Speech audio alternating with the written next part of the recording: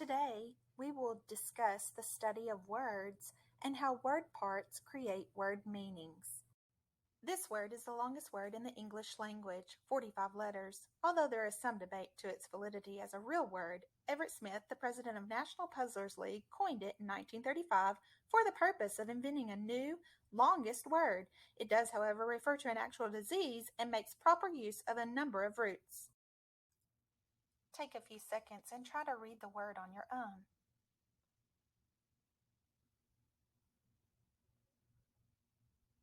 What makes this word hard to read?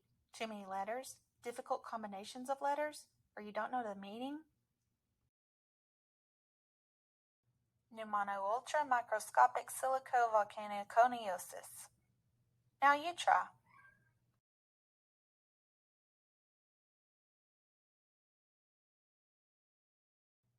Let's try to use the sounds or phonemes of the letters. Start sounding out. You.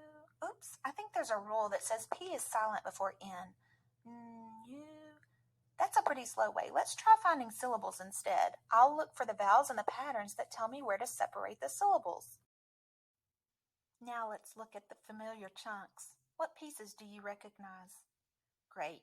You are using your knowledge of morphology to find the morphemes, the familiar parts you recognize, and maybe even whose meanings you know. Morphemes are word parts that have meaning. Morphology is the study of word parts and their meanings. You are now morphologists who are studying morphology. Which method seems to be the most efficient for reading complex words? Using letter sounds called phonemes, using syllabication process to break the word into syllables, or using the larger chunks called morphemes?